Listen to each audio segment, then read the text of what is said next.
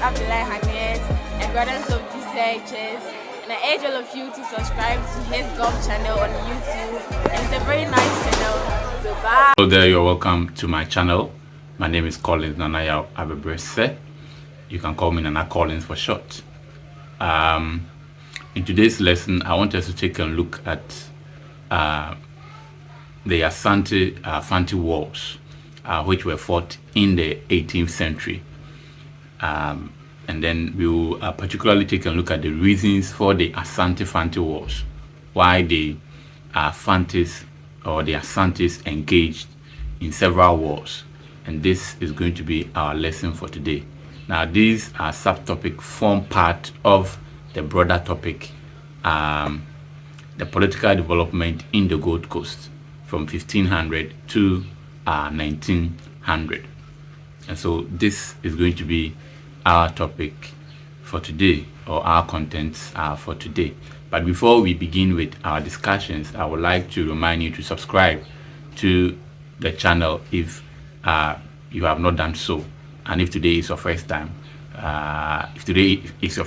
you subscribe, and you have already done so, we thank you very much for your support.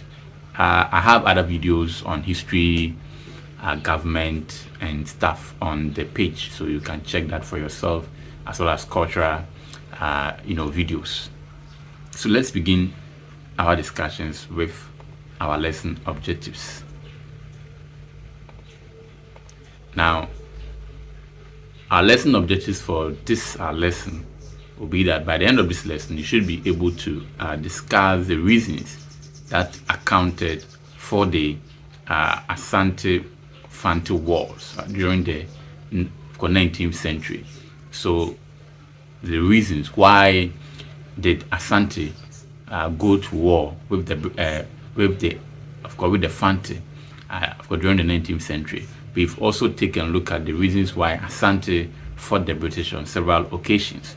You can check all of that in the comment section. So let's begin our lesson with our introduction.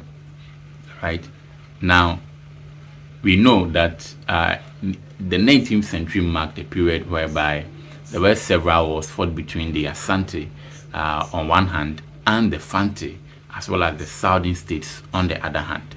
Okay, so the southern states may include the Gas and Co. Now, several wars were fought between these two parties, the Asante and then the Fante. Now, the first war fought between the Asante and the Fante was recorded in 1765, and this was during the reign of Osei, the then Asante. This was when the first of such wars was recorded in the Gold Coast, 1765. Okay, 1765, during the reign of Osei, who was then the Asante. Now let's take a look at why the Fantes or the Asantes fought with the Fantes on these several or numerous occasions. Now, the first reason that accounted for the Asante Fante War was that the Asante lacked direct trade access. Okay, the Asantes lacked direct trade access to trade with the Europeans along the coast. Asantes lacked direct trade access in trading with the Europeans along the coastal plains. We all know that the Europeans came to settle along the coast of Ghana, and usually it was where the Fantes stayed. Now, the Fante consistently denied the Asante direct access to the trade in the coast with the Europeans. This was because the Fante wanted to maintain their middleman role, which they held for so many, years. Okay. Now, despite the appeals from the Dutch, the English, the Fante insisted on carrying out trade with the Asante in the inland markets of Fosu, Manso, and Abonze. So Asin Fosu and Asin Manso and Abonze. Now, the Fantes were middlemen. When we say middlemen, so what they do is that they collect the trade items. The British or the Europeans were trading with the Asante. Asantes normally, some of the trade items that they sold to the British or the Europeans were gold and slaves. Now the Europeans on the other hand also sold trade items like a handkerchief, a ram, and other stuff to the Fante, and even guns and gunpowders. So what the Fantes do as a middleman is that they collect the trade items from the Europeans. So for instance, they collect the handkerchief from the Europeans, and then they walk from the coast. So let's assume Cape Coast. They walk from Cape Coast to Asin Manso and Asin Fosu. There is a market in there. So they walk there. Then Asantes, on the other hand, will walk from Kumasi to meet these Fante traders who are middlemen in Asin Fosu and Asin Manso. And then the Fantes will then exchange the commodities. So the Asantes will bring the gold, then the Fantes will collect the handkerchief and ram and other stuff from the Europeans and bring it to the market centers in Asin Fosu. Then the Asantes will come to Asin Fosu with their gold, and then they exchange. So the Fantes or the Asantes traded directly with the Fantes. And so the Fantes will collect the gold item, and then they go back to the coast, and then they sell it, or they go and give it to the Europeans along the coast. That was the nature of trade that Asante didn't like. So you realize that in this kind of trade, Asante is prevented from trading directly with the Europeans along the coast. So what Asante traders wanted is that they go directly to the coast, meet the Europeans one-on-one, give them the gold, then the Europeans will in turn give them the handkerchief or the ram. But that was not so. Okay, and this was mainly because the Fantes didn't want to lose that middleman role that they were playing between the British or the Europeans on one side, and then the Asante traders on the other side. Mainly, if they lose it, that was their source of livelihood, and they were going to be in trouble, and so they wouldn't want Asante to trade directly, so they would block the trade route, and this, irritated the Asante people, and so they decided to march to the coast on several occasions to fight the Fante in order to gain direct access to trade with the Europeans. All right, now let's move on to the next reason for the Asante Fante wars.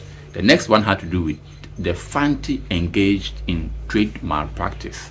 Okay, trade malpractice, which means that the Fantes, who were middlemen, were cheating either the Europeans or the Fantes. All the Asante traders. So the Fantes were either cheating the Europeans or the Asante traders. Now, this is what they did. For example, the Fantes will adulterate a pure gold which they had taken from the Asantes. They will adulterate it, or they will mix it with other base metal before offering it for sale to the Europeans. Can you believe that? So they alterate the gold that they have collected from the Asantes, the pure gold. They alterate it, or they mix it with other base metal for it to be more. You understand? For it to be more, and then they sell to the Europeans so that they get more profit. Again, now the adulterated gold was called crack gold. All right, so that was the name given to the adulterated gold. Crack gold. Again, the Fantes also then will reduce the size, the size of the handkerchiefs before selling them to the Asante. So exchanging gold for handkerchief. So they mix the gold with other base metal, then they sell it to the Europeans, then they make more profit. Then the handkerchief that they have also collected from the Europeans, they divide it. So if say four maybe handkerchief is supposed to get this amount of gold, they will divide it into two, give one for the same amount of gold, and then they make a lot of profit just to maximize what profit. And this also irritated the Asante traders. And so they also decided on several occasions to stop that. And that could even account for the reasons, why the Fantes, of course, wanted to trade with the, with the Europeans directly, because if they have, identified some of these trade malpractices, then there was a need for them to trade with the Europeans directly, and that could be a reason. All right, good. So let's move on to the next one. Why Asantes for the Fantes? Now, the next one is that the Asantes also wanted to expand their territory. So by nature, man wants to conquer a lot of land, a lot of territory. I know everyone in life wishes that he would acquire more land for himself. And so by nature, Asante wanted to just get more lands, more territory to control. Now, this Asante policy of territorial expansion, where they sought to expand their territory, was started by Osei the First, Asante Hiniten. Then other kings like Opokuwari, Osei Kwadwo, also engaged in these wars of expansion. Okay, so at the onset of the 19th century, almost the whole of modern Ghana was under the Asante control, except the Fante Confederacy. Okay, so Asantes, or the Asante kings, were able to conquer because of the policy of territorial expansions, which were embraced by almost all their kings. Asantes were able to conquer almost the whole part of Ghana. I mean, present day, of course, northern region was part of the Asante Empire. Bono Ahafo region area was part of Asante Empire. Coming down, even the southern states, Ga, Achim, all those areas were part of the Asante Empire, Elmina, except the Fante Confederation. All right, and so Asante almost had the whole of Ghana under their control. Okay, and that is why their kingdom is for sometimes known as the Asante Empire. Sometimes they say Asante Kingdom, sometimes they say Asante Empire. This was the reason. An empire is large. It even extended far beyond, Ghana today, or like modern Ghana today. And so because of this territorial, or this policy of territorial expansion, naturally, they may just want to, engage in wars with people who refuse to be conquered, and the Fantes were one of them. Now, also the fourth, of course, reason for the Asante-Fante War also had to do with the personal ambition of some of the Asante leaders. Now, particularly one of the Asante Hines, Osei Bonsu, the Asante rulers were too warlike. They believed that it was through war or more conquest that they would be able to maintain the dignity of Asante. Hence, they emulated their predecessors. It wasn't only among the Asante, but in general, during this period,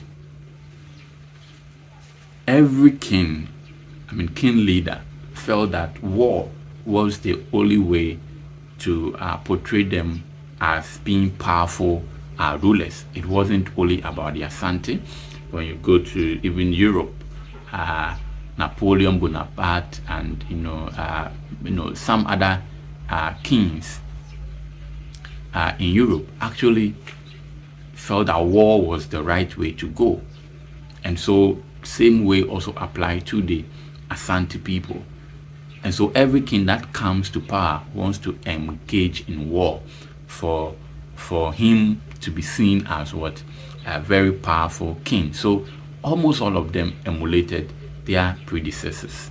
What they had done, they also wanted to do more. And so just because of sometimes the personal ambition of the Asante leaders also led to the several wars that we talked about. Now let's take a look at the last of the reasons that led to the Asante-Fante War.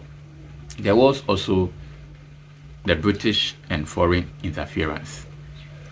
Another factor was the determination of the British to prevent the Asante from exercising political control over the Fante land. It was therefore this reason that the British aided the Fantes against the Asante in wars. These wars led to the insecurity along the coast, which disrupted trade. So the British actually also prevented Asante from taking over or controlling or dominating the Fante states, because Asante was keen on defeating the Fantes and then adding them to their empire. However, the British, who were along the coast of the Fantes, feared that should Asante be able to, conquer these Fante states who are very close to us, then they themselves, the British, were also not secure. So because of their safety, they would then decide to, protect the Fante against any Asante invasion. And this foreign influence or British influence was also a factor that led to the several wars between the Asante and the Fante and the southern states on the other hand. So yeah, I think we've come to an end with our discussions, and I know you have learned something great. Take and look at this work. You can try it and try and explain some of the points. Let's know any of the lessons that you may want us to take a look at history, and then we will do that for you. Do not forget to subscribe, share our link, and have a nice day. Bye bye.